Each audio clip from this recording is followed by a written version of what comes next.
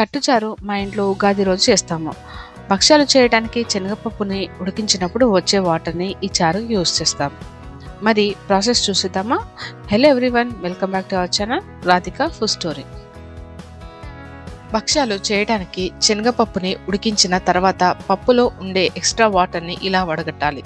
దీనినే పప్పు కట్టు అంటాము. వడగట్టిన కట్టు క్వాంటిటీని బట్టి చింతపండుని తీసుకోండి. నేను ఒక నిమ్మకాయ సైజు చింతపండుని తీసుకున్నాను. దీనిని శుభ్రంగా కడిగి నాననివ్వాలి. చారు తాలింపు వేసుకోవడం ఎక్కువ టైం తీసుకోదు, కాబట్టి కావలసిన పదార్థాలను ముందుగానే సిద్ధం చేసుకోవాలి. అలాగే నానిన చింతపండు నుండి కూడా గుజ్జును తీసి ఉంచాలి. ఒక గిన్నెలో 2 టేబుల్ స్పూన్ ఆయిల్ తీసుకోండి.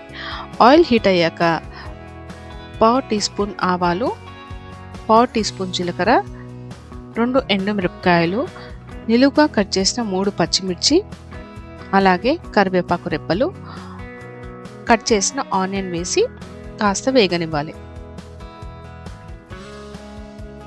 ఆనియన్ పచ్చిమిర్చి ఇలా వేగాక 1/2 టీ స్పూన్ పసుపు, ముందుగానే మనం తీసి ఉంచిన పప్పు కట్టు, 1/2 టీ స్పూన్ అల్లం వెల్లుల్లి పేస్ట్, 1/2 టీ స్పూన్ కారం, చింతపండు పులుసు, 1 టీ స్పూన్ ధనియాల పొడి, తగినంత ఉప్పు.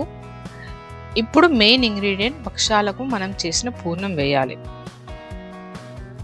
అలాగే భక్ష్యాలు ఎలా చేయాలో వీడియో లింక్ డిస్క్రిప్షన్లో ఉంది, చూసేయండి. పూర్ణం చారులో కలిసే విధంగా ఒకసారి ఈ విధంగా కలిపి మూత పెట్టి 3 నిమిషాల వరకు చారుని మరగనివ్వండి.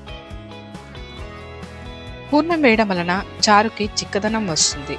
అంతేనండి, వేడి వేడిగా భక్ష్యాల చారు ఎంజాయ్ చేయండి. మరి వీడియోని మీ ఫ్రెండ్స్ అండ్ ఫ్యామిలీస్కి కూడా షేర్ చేసి కమెంట్ చేయండి. Subscribe to Radhika food story. Thanks for watching.